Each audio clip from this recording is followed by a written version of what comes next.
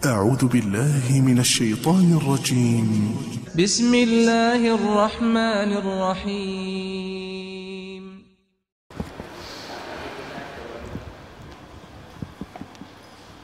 بسم الله الرحمن الرحيم.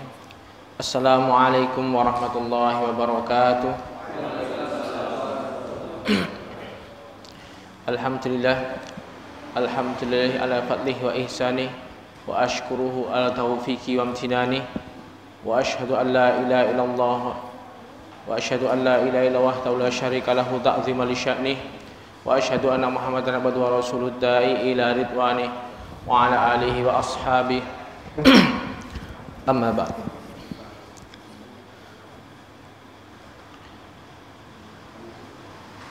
Wa qala Allah ta'ala fi kitabihil karim, ya ayyuhalladzina amanu taqullaha haqqa tuqatih wa la tamutunna illa wa antum muslimun. Wa qala fa anna astaqal hadithi kitabullah wa khairul hadi Muhammadin sallallahu alaihi wasallam wa syarrul umuri muhdatsatuha wa kullu muhdatsatin bid'ah wa kullu bid'atin dhalalah wa kullu dhalalatin finnar. Ma'asyiral muslimin rahimani wa rahimakumullah. Puji syukur kehadirat Allah yang mana sampai pada malam hari ini kita dikumpulkan kembali ke dalam majelis ilmu yang kita mempelajari tentang usuluddin, pokok-pokok akidah. Setelah kemarin silsilah yang kedua kemarin membahas tentang mengenal Allah, malam ini kita lanjutkan kembali ke silsilah ilmiah yang ketiga, yaitu mengenal Rasulullah. Masih mengenai membahas tentang pertanyaan kubur. Sebelum kita membahas pembahasan malam ini agak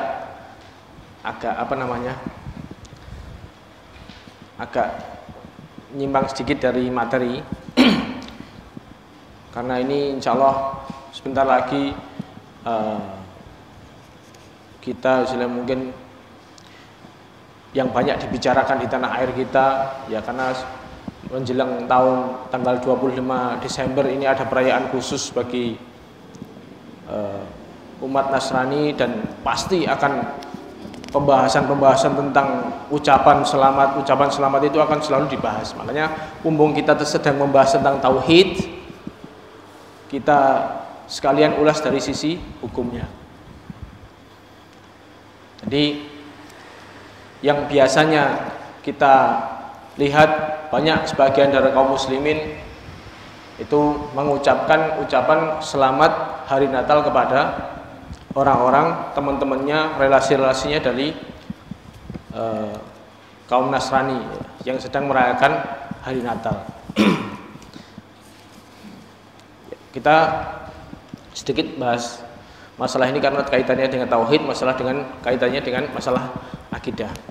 Yang kita tahu bahwasanya mereka merayakan Natal itu bukan merayakan kelahiran atau sekedar ulang tahun biasa, tapi mereka sedang merayakan lahirnya seseorang yang mereka anggap sebagai anak Allah. Kita bahas sedikit tentang surat Al-Ikhlas. Jawabannya di sini. Jadi suatu saat Rasulullah SAW ketika awal-awal dakwah beliau ditanya, karena Nabi Muhammad sering mengingatkan kaum musyrikin tentang sesembahan mereka, Nabi ditanya, ya Muhammad, ansib lana rabbak. Coba kamu selama ini mencela Tuhan kami. Sifatilah atau berikan pengertian kepada kami Tuhan itu harus bagaimana. Makanya turunlah surat Al-Ikhlas. Qul huwallahu ahad. Ayat pertama itu. Wahai Muhammad, katakanlah kepada mereka, Qul huwallahu ahad. Bahwasanya Allah itu esa, tauhid. Jadi dari sini itu ayat pertama aja itu sudah membatalkan seluruh. Jadi kalau bisa dikatakan surat Al-Ikhlas ini adalah Qul huwallahu ahad. Allah adalah esa. Allah satu-satunya zat yang menciptakan, zat yang menguasai, zat yang mengatur alam semesta. Dari sini kemudian Allah satu-satunya zat yang berhak untuk diibadahi, seperti pembahasan kita sebelumnya tentang tauhid, tentang mengenal Allah. Dan satu-satunya tentang tauhid asma wa sifat. Jadi semua sifat-sifat dan nama-nama Allah itu adalah satu-satunya zat yang memiliki sifat seperti itu, tidak ada yang bisa menandinginya. Ketika kita mengatakan Ar-Rahman, Allah Maha Penyayang, tidak ada yang menyayangi seperti Allah menyayangi kepada hamba-hambanya dan lain sebagainya. Jadi dengan pembahasan satu ayat ini menggugurkan seluruh Tuhan-Tuhan, sesembahan-sesembahan yang disembah oleh kaum orang-orang yang menyembah selain Allah, seperti halnya umat Nasrani yang mengatakan bahwasanya Trinitas, Allah itu punya anak, Isa adalah anak Allah. Nah, sekarang coba, walam yakullahu kufuwan ahad, tidak ada yang serupa dengan Allah. Kita kaum muslimin yang setiap hari mungkin menjadikan surat Al-Ikhlas adalah surat favorit gitu. Banyak, mungkin berapa banyak kita membaca surat Al-Ikhlas dalam sehari gitu. Banyak sekali, dan itu mungkin menjadi surat andalan kita. Setiap hari kita baca lam yalid walam yulad, lam yalid walam yulad. Tetapi pada prakteknya bagaimana mungkin seseorang bisa mengucapkan selamat kepada kaum yang mengatakan bahwasanya Allah punya anak? Ini sebuah perkara yang sangat membahayakan. Padahal di dalam surat Maryam itu jelaskan sekitar ayat 90-an. Takadus samawati yatafattarna minhu wa tanshaqqul ardu wa tahirul jibala hadda. Jadi karena ucapan mereka mengatakan bahwasanya Allah punya anak ini, langit bumi itu hampir pecah. Anta auli rahmani walada. Mereka mengatakan Allah punya anak, itu hampir langit bumi itu pecah.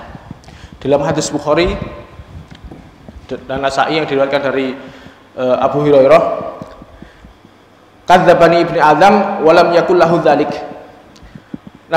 Anak Adam mendustakan padaku, padahal mereka tidak pantas mendustakan padaku. Wasyatamani walam yakul lahu dzalik. Anak Adam juga mencela padaku. Ini hadis qudsi ya. Allah menceritakan bahwasanya anak Adam itu mencela pada Allah, padahal nggak pantas anak Adam mencela pada Allah. Penjelasannya fa'amma syatmuhu iyai faquluhu ittakhadallahu walada. Bentuk pencelaan anak Adam kepada Allah adalah mengatakan bahwasanya Allah punya anak. Mereka mengatakan seperti itu sama dengan mencela Allah. Sekarang kita tahu bahwasanya bagaimana berbahayanya perkara ini, sehingga bagi seorang kaum muslim, mau seorang yang mengatakan dirinya muslim, dia harus berhati-hati masalah ini. Sekarang kita lihat kenyataan. Mereka merayakan bahwasanya adalah lahir seorang anak Tuhan. Makanya tidak pantas bagi seorang muslim untuk mengucapkan selamat ya. Kita ucapan selamat itu kan berarti kan ada dorongan dari hati untuk membenarkan, minimal ada pengakuan, dan ini sangat membahayakan. Makanya kita harus hindari seperti itu. Entah itu kepada rekan kerja atau kepada siapapun itu. Mereka sebenarnya kaum Nasrani itu seandainya nggak dapat ucapan dari kaum muslimin juga nggak ada masalah sebenarnya. Seperti halnya kita ketika merayakan Idul Fitri, kita nggak dapat ucapan dari mereka juga nggak ada masalah. Itulah namanya lakum dinukum waliyadin, itu seperti itu. Bagimu agamaku, bagiku agamaku, wes. Itu namanya toleransi, itu seperti itu. Orang kok dicampur adukkan. Yang namanya toleransi itu yang satu minum kopi, yang satu minum susu, minum teh misalnya. yang minum kopi menikmati kopi, yang minum teh menikmati tehnya. Ojo dicampur, rasanya karu-karuan itu. Itulah namanya akidah, itu seperti itu. Makanya kita harus tegas masalah ini. Paham ya? Soalnya ini kan pembahasan ini pasti akan menjadi hangat dalam beberapa hari lagi. Dan sudah menjadi problem yang selalu diulang-ulang bertahun-tahun seperti itu ya. Kita yang belajar tauhid ya, kita harus betul-betul berhati masalah ini karena ini hubungannya dengan akidah. Bagaimana Allah dicela kok kita bisa ridho dengan seperti itu. Ya wis, kalau seandainya mereka beribadah dengan ibadah mereka ya sudah, tapi kita jangan minimal dari lisan kita nggak usah mengucapkan seakan-akan meridhoi perbuatan mereka. Paham ya? Kemudian tentang pembahasan kali ini setelah kita mengenal Allah tentang pertanyaan kubur ya.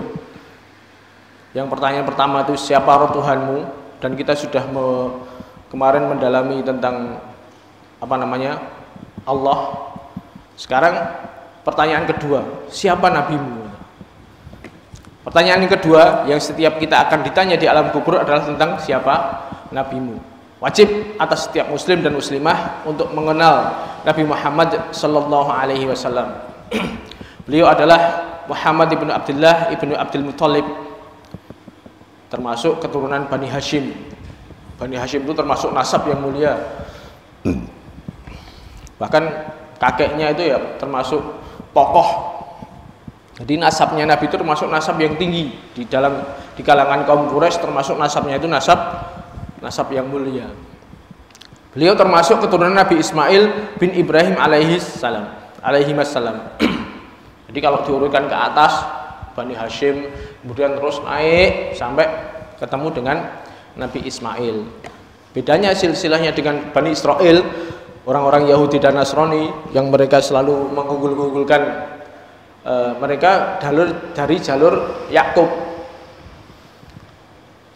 bin Ishak bin Ibrahim. Jadi sama-sama dari Nabi Ibrahim. Jadi mbahnya sama, cuman yang satu dari Yakub ke bawah. Nanti ada Nabi Musa, Nabi Daud, Nabi Sulaiman, Nabi Isa, itu dari kalangan Bani Israel. Nah, kalau yang ini kaum muslimin yang Nabi Muhammad ini termasuk jalurnya dari Nabi Ismail. Beliau diutus menjadi nabi yang terakhir ketika berumur 40 tahun. Kemudian beliau menyampaikan risalah Allah Subhanahu wa taala selama 23 tahun. 13 tahun yang pertama itu fase Mekah sebelum Nabi berhijrah, di situ pembahasannya rata-rata tentang masalah tauhid. Kemudian fase berikutnya 10 tahun berikutnya yaitu ketika setelah beliau berhijrah itu tentang penyempurnaan syariat-syariat. Kemudian beliau meninggal di kota Madinah setelah Allah Subhanahu wa taala menyempurnakan agama ini bagi beliau dan juga umatnya. Setelah turun al-yauma akmaltu lakum dinakum wa atmamtu alaikum nikmati wa raditu lakumul Islam madina. Surat Al-Maidah.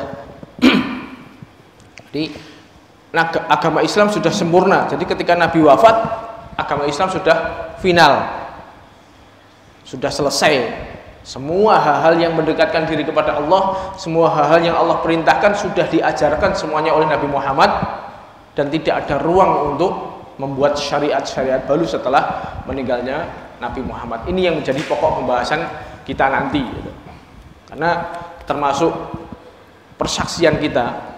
Kalau kemarin kan syahadat itu kan ada persaksian asyhadu alla ilaha illallah, persaksian bahwasanya tidak ada ilah yang berhak untuk diibadahi kecuali Allah. Yang merusak syahadat yang pertama ini adalah syirik. Kemudian persaksian kita yang kedua, wa asyhadu anna Muhammadan abduhu wa rasuluh, persaksian bahwasanya Muhammad itu adalah hambanya Allah dan juga utusannya. Yang merusaknya nanti lawannya adalah bid'ah. Itu nanti pembahasan yang akan kita bahas. Jadi hal-hal yang bisa merusak syahadat kita ini yang harus kita perhatikan, karena itu nanti kaitannya dengan apa? Dengan pertanyaan kubur itu nanti. Kita bisa gagal menjawab pertanyaan ketika kita merusak hal-hal yang mempengaruhi itu tadi, persaksian kita, syahadat kita tadi.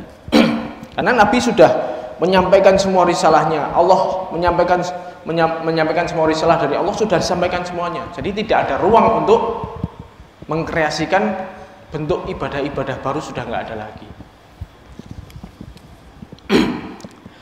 Mengenal Nabi Muhammad SAW tidaklah cukup hanya dengan mengenal nama dan nasab beliau saja, atau menghafal keluarga dan sahabat beliau. Enggak cukup seperti itu. Kita cuma belajar sirah, belajar tentang biografi beliau, tidak cukup seperti itu. Mengenal Nabi Muhammad SAW adalah yang pertama, yaitu mengenal tugas beliau sebagai utusan Allah Subhanahu wa taala kepada kita dan mengetahui apa kewajiban kita terhadap beliau. Ini yang harus kita perhatikan. Enggak cuman kita sekedar baca sirah beliau, baca sirah sahabat-sahabat, baca tarikh khulafa misalnya. Tapi yang harus kita perhatikan adalah untuk apa beliau ditugaskan dan bagaimana, apa hak kita, apa tugas kita terhadap beliau. Allah Subhanahu wa taala telah mengutus beliau sallallahu alaihi wasallam kepada kita dengan membawa 4 perkara. Yaitu yang pertama, membawa perintah dari Allah Subhanahu wa taala yang agar supaya kita menjalankannya. Yang pertama. Yang kemudian yang kedua, membawa larangan dari Allah Subhanahu wa taala supaya kita jauhi. Yang ketiga, membawa berita dari Allah Subhanahu wa taala supaya kita benarkan. Kemudian yang keempat adalah membawa tata cara ibadah dari Allah Subhanahu wa taala supaya kita beribadah kepada Allah dengan cara tersebut. Jadi 4 hal ini. Jadi kalau kita mentaati beliau di dalam 4 perkara ini, berarti kita pada hakikatnya telah mentaati Allah. Karena beliau ditugaskan hanya untuk ini. Ini yang harus kita taati. Karena perintah, larangan, berita dan cara ibadah adalah dari Allah Subhanahu wa taala. Jadi Nabi tidak mengkreasikan. Sedangkan tugas beliau sallallahu alaihi wasallam hanyalah sekedar menyampaikan kepada kita. Itulah tugas Rasul. Rasul itu hanya sebagai penyampai. Jadi semua yang datang dari Allah sudah dikabarkan kepada kita, sudah diperintahkan kepada kita, sudah dilarang kepada kita, dan sudah diajari tata cara bagaimana kita beribadah. Apapun yang mendekatkan kepada Allah sudah diajari, dan apapun yang menjauhkan dari Allah sudah diajari. Ma'asyiral muslimin rahimani wa rahimakumullah. Kemudian kita bahas tentang bagaimana Rasulullah SAW membawa perintah dari Allah. Rasulullah SAW sebagai seorang utusan, yaitu membawa perintah-perintah dari Allah. Beliau sampaikan perintah-perintah tersebut kepada kita supaya kita jalankan sesuai dengan kemampuan kita. Beliau SAW bersabda, "Wa ma amartukum bihi fa'tu min mastata'tum." Dan apa saja yang aku perintahkan kepada kalian, maka kerjakanlah sesuai kemampuan kalian. Hadis rawahu Muslim. Jadi, dan perintah Allah Subhanahu wa taala itu ada 2 macam. Yang pertama wajib, yang kedua sunnah, dianjurkan. Adapun yang wajib, amalan yang wajib apabila kita tinggalkan maka berdosa. Ini seperti dibahas oleh ulama ahli usul. Jadi yang namanya wajib itu berarti ada perintah dan tidak ada dalil-dalil yang memalingkan perintah tersebut. Seperti misalnya sholat 5 waktu, itu ijma' ulama bahwasanya sholat 5 waktu itu hukumnya wajib. Kalau mengingkari hukumnya kafir. Makanya kalau sekarang ada orang-orang liberal yang mengatakan bahwasanya nggak ada itu di Quran dalilnya sholat 5 waktu, mengingkari, seakan-akan dia mengingkari kewajiban sholat 5 waktu. Masya Allah, itu ucapan kafir seperti itu.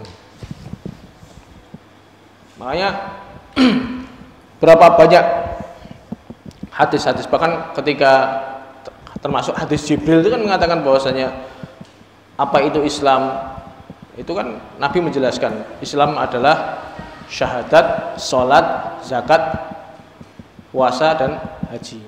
Itu termasuk puasa, berarti termasuk kewajiban. Selama yang namanya rukun Islam itu kan berarti kan ketika pondasi ini ketika tidak dikerjakan salah satunya maka roboh keseluruhan. Jadi Islamnya rusak. Kemudian berpuasa Ramadan, haji bagi yang wajib, yang mampu maksudnya. Man istata'a ilaihi sabila, bagi yang sudah sudah mampu biayanya maupun bekalnya. Sudah ada yang mungkin kalau sekarang ya biasa ONH berapa sih, sekitar 40-an juta ya, 40-an juta ya. Nah, itu kan seandainya dia punya mungkin minimal 2 kali lipat atau mungkin ya 150 juta, itu mungkin sudah termasuk yang wajib lah. Minimal ya daftar dulu. Kalau sekarang itu nggak bisa sekaligus daftar apa namanya langsung berangkat, nggak bisa. Waiting listnya udah berapa tahun kalau di sini? 20 tahun.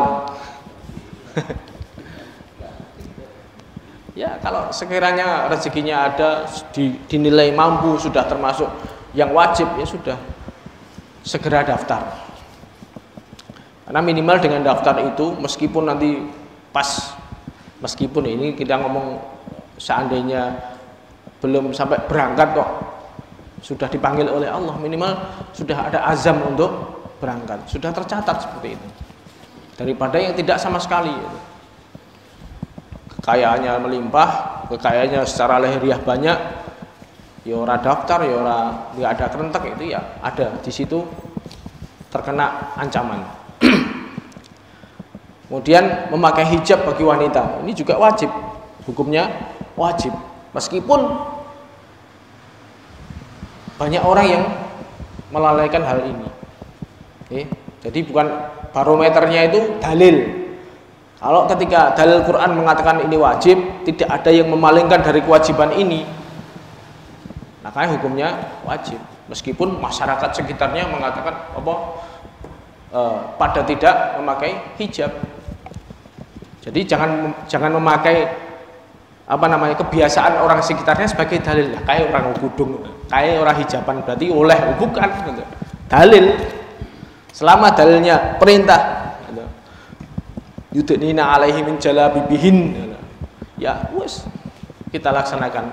Termasuk para suami ya kewajiban mengingatkan istri-istrinya, karena yaitu nanti akan dimintai pertanggungjawaban dan lain-lain kewajiban-kewajiban yang lain. Makanya ketika sudah dijelaskan kewajiban-kewajiban ini, ya berusaha jangan apa namanya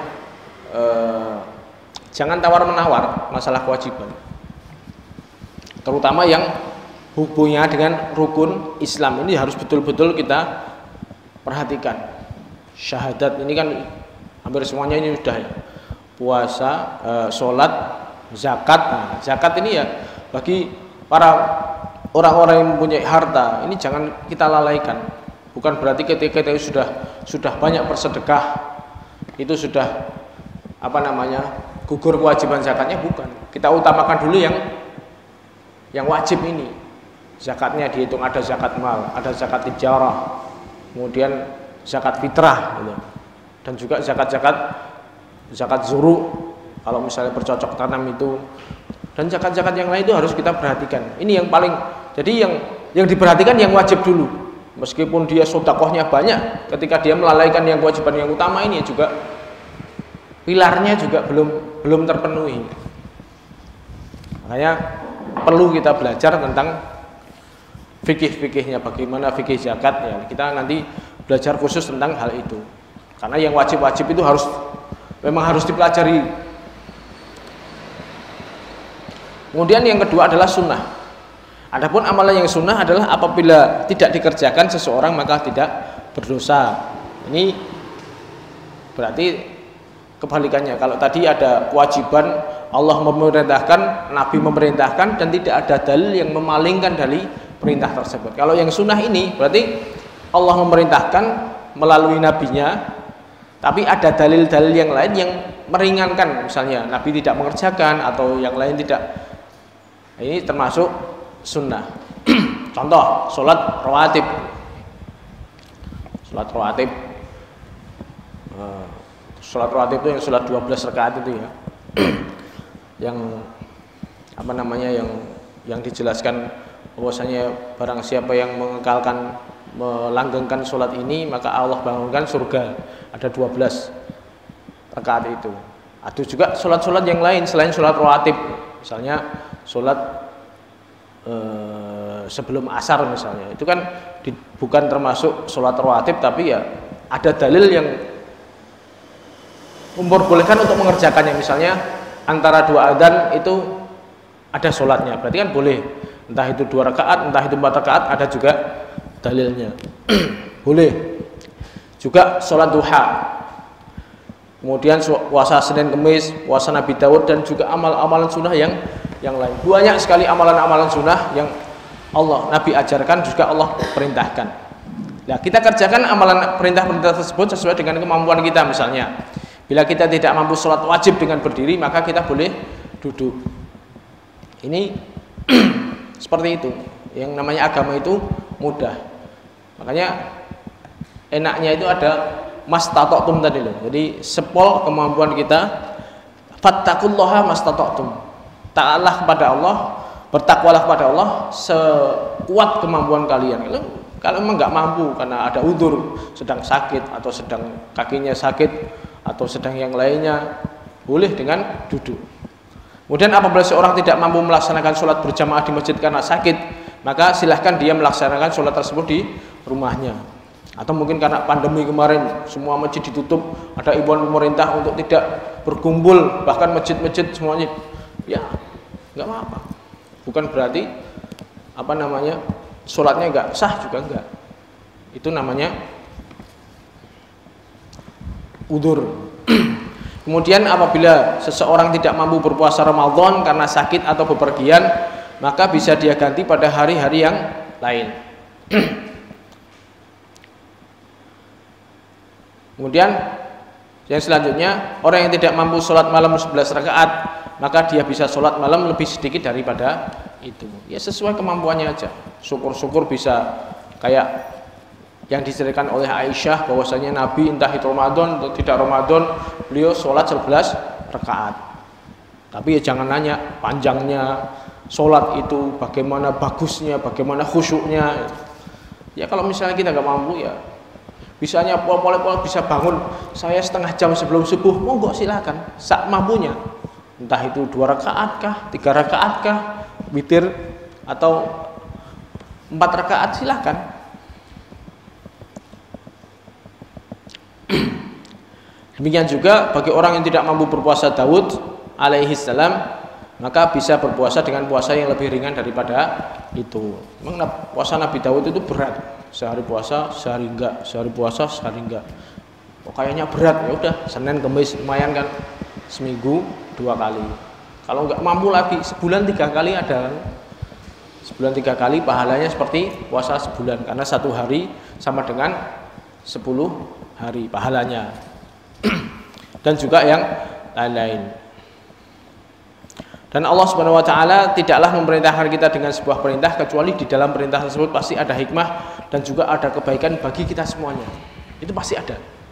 Jadi kita harus yakin bahwasanya di dalam perintah Allah pasti ada hikmahnya. Entah kita mengetahui hikmah tersebut ataupun tidak.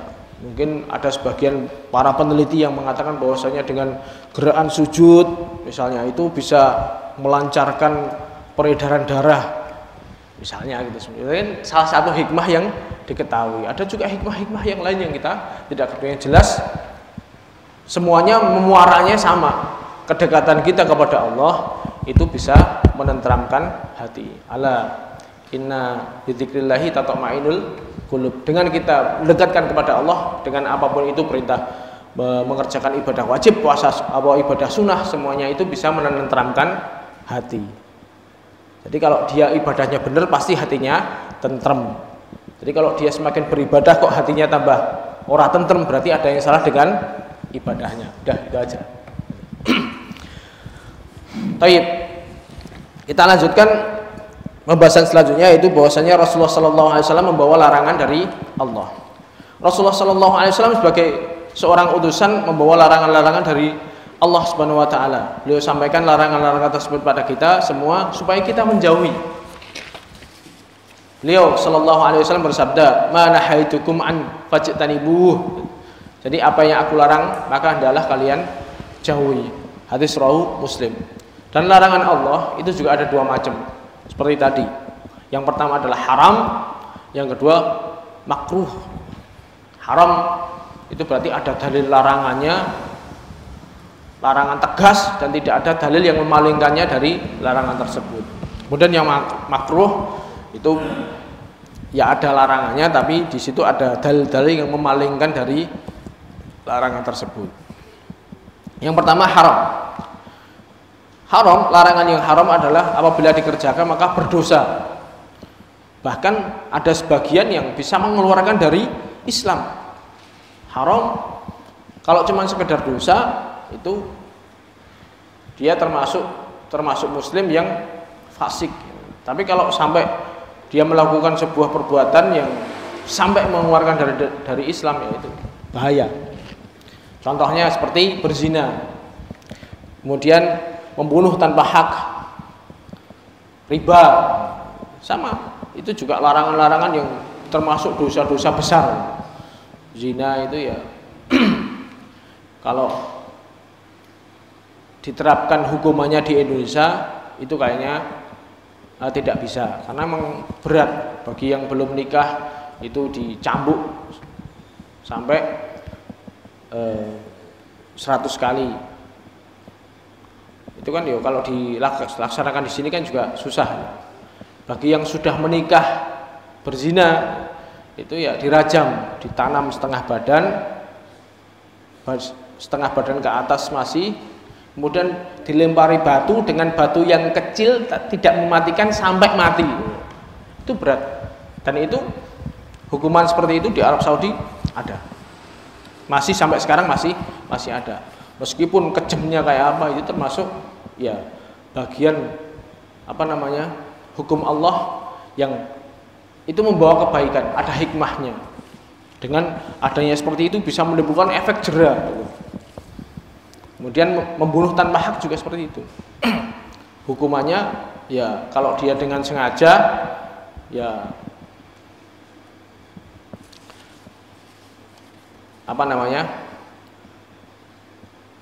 kalau dia tidak sengaja itu bisa dengan diat, bayar tebusan. Tapi kalau dia memang pembunuhan yang berencana ya udah nggak ada hukum lain kecuali dia harus dibunuh. Kemudian riba juga seperti itu. Riba itu dan sekarang mungkin banyak tersebar di sekitar kita. Entah itu namanya ya macam-macam. Entah itu bunga atau apalah, sama hukumnya haram.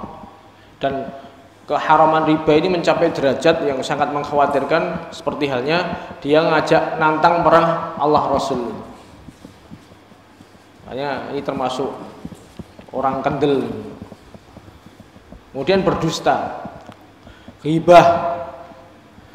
Ghibah ini mungkin hal yang dianggap kecil mungkin bagi sebagian kita, ngomongin orang itu ya ringan gitu ya. Tapi itu sebenarnya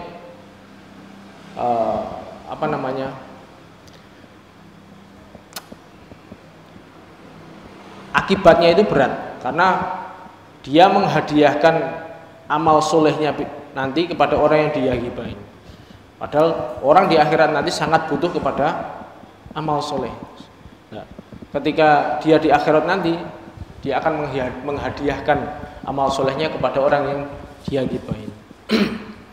Sihir juga sama, sihir, perdukunan itu dua hal yang berkaitan, yang ini termasuk kemungkaran yang besar, bahkan membuat pelakunya keluar dari Islam.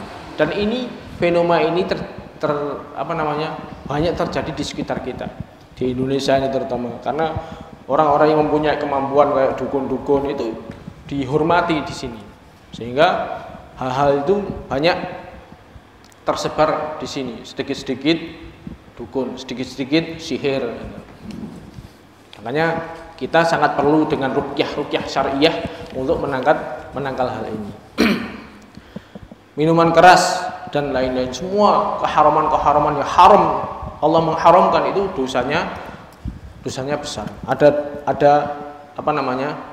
akibatnya, yaitu buruk. Kemudian adapun yang makruh itu adalah apabila dikerjakan perbuatan tersebut dibenci, akan tetapi tidak sampai kepada dosa. Misalnya memakan bawang merah dan bawang putih dalam keadaan mentah. Jadi kan termasuk perbuatan ini tercela karena ya itu bisa mengganggu, menyakiti malaikat di sekitar dia yang bahkan Nabi sampai melarang jangan kalian datang sholat dalam keadaan itu setelah makan bawang itu karena bisa mengganggu yang lain, mengganggu teman-temannya yang sebelahnya itu karena apa namanya kuatnya bau itu. Sama berarti kiasnya ya kayak seperti halnya merokok itu juga bisa mengganggu. Kemudian tidur sebelum sholat isya itu juga hal yang dibenci karena bisa melalaikan dia, membuat dia apa namanya melewatkan sholat isya. Juga termasuk salah satunya ngobrol setelah sholat isya. Kalau perintahnya itu kan kalau apa namanya sunnahnya setelah sholat isya itu segera tidur di awal waktu agar nanti di pertengahan malam atau sepertiga malam bisa bangun untuk munajat kepada Allah. Sehingga hal-hal seperti halnya ngobrol yang tidak ada manfaatnya itu makruh, termasuk hal-hal yang dibenci, apalagi di situ sampai ghibah dan lain sebagainya. Kecuali ada pengecualian, kecuali kalau habis isya di situ ada menuntut ilmu, kemudian kebaikan rumah tangga. Jadi kita sebagai seorang muslim dan muslimat hendaknya meninggalkan larangan-larangan tersebut, entah itu haram, makruh, kita tinggalkan semuanya. Dan yakin bahwasanya Allah Subhanahu wa taala tidaklah melarang sesuatu kecuali di sana ada hikmahnya dan ada kebaikan bagi diri kita. Terkadang kita mengetahui hikmah tersebut dan terkadang kita tidak mengetahuinya. Nah, ini jadi bahwasanya Nabi diutus untuk membawa perintah, juga diutus membawa larangan. Kemudian Rasulullah sallallahu alaihi wasallam membawa berita dari Allah. Rasulullah sallallahu alaihi wasallam sebagai seorang utusan di antara tugasnya adalah membawa berita-berita dari Allah. Baik berita di masa lalu seperti kisah-kisah para nabi dan umat-umat terdahulu. Ini banyak ditemukan di dalam Al-Qur'an, entah itu Nabi Adam, Nabi Nuh, nabi-nabi yang lain sampai Nabi Muhammad. Maupun berita di masa yang akan datang seperti kejadian setelah mati dan kejadian-kejadian di hari akhir. Semua kalau kita belajar tentang hadis-hadis Nabi akan diceritakan hal-hal seperti itu. Kemudian kewajiban kita sebagai seorang yang beriman adalah membenarkan berita-berita tersebut bila memang dalilnya sahih. Nah, ini. Jadi kewajiban kita setelah kita mendengar ada dalilnya, ya udah kita yakini tentang adanya hari kiamat, tentang adanya hari pembalasan, tentang cerita-cerita Nabi terdahulu, semuanya harus kita percayai. Allah berfirman, "Wa ma yantiqu 'anil hawa in huwa illa wahyu yuha." Tidaklah beliau Nabi Muhammad berbicara dari hawa nafsunya, itu enggak. Karena tidaklah ucapan beliau kecuali wahyu yang diwahyukan kepada beliau. Hanya beliau mengucapkan semuanya itu adalah wahyu dari Allah. Kalau kita benarkan beliau sallallahu alaihi wasallam, maka sebenarnya kita telah membenarkan Allah. Ini yang harus kita pahami. Semua kabar dari Nabi kita terima semuanya kalau dalilnya sahih. Lah masalahnya sekarang ini banyak sekali beredar hadis-hadis palsu, hadis-hadis yang enggak jelas asal usulnya. Ini makanya kita butuh meneliti kabar-kabar tersebut. Kabar tentang mungkin tentang kisah-kisah Israiliyat misalnya, yang diceritakan tentang kisah-kisah yang ada di Perjanjian Lama tapi di dalam Al-Qur'an enggak ada misalnya. Itu kita harus hati-hati seperti itu. Tentang kisah-kisah mungkin kejadian hari kiamat yang di situ tidak ditemukan di dalam hadis-hadis sahih, ya kita jangan percaya dulu sebelum kita bisa menemukan bahwa kabar ini valid. Itulah perlunya kita meneliti tentang hadis, tentang ulumul hadis. Kita belajar tentang mustalah hadis.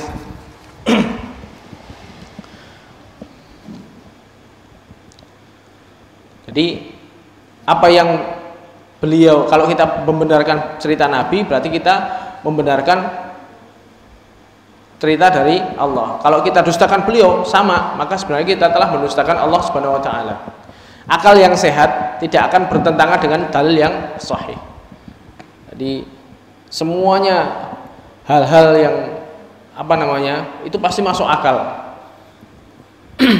Apabila dalil yang sahih sepertinya nggak masuk akal, maka ketahuilah bahwasanya kekurangan ada di dalam akal kita yang memang sangat terbatas, bukan pada dalilnya. Jadi ya mungkin akal kita ya nggak nyampe, bukan dalilnya yang salah.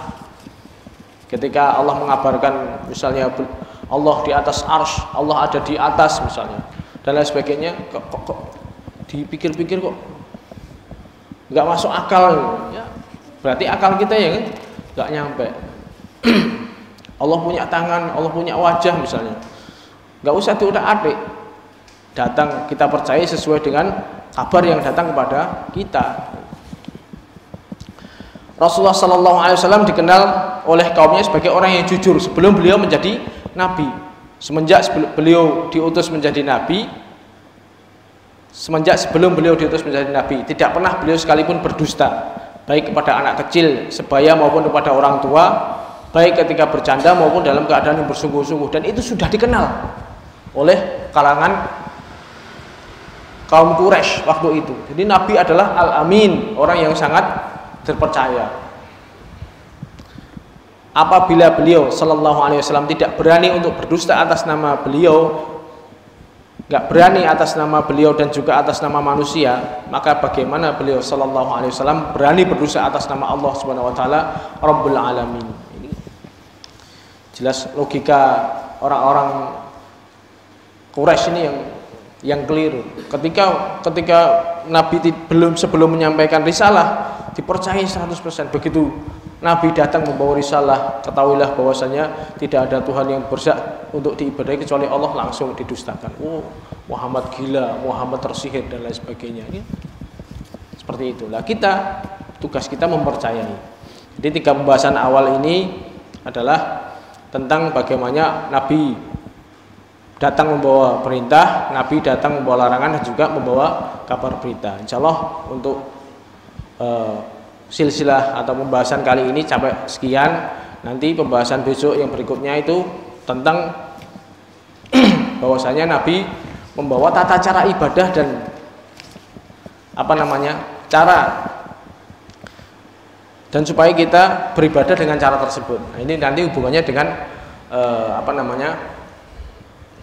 bid'ah, sunnah dan juga bid'ah, dan itu termasuk pembahasan yang pokok daripada pembahasan kita kali ini. Insyaallah demikian yang bisa saya sampaikan untuk pembahasan kali ini. Wabillahi taufik wal hidayah. Subhanakallah bihamdika asyhadu an la ilaha illa anta astaghfiruka wa atubu ilaik. Assalamualaikum warahmatullahi wabarakatuh. Apabila ada pertanyaan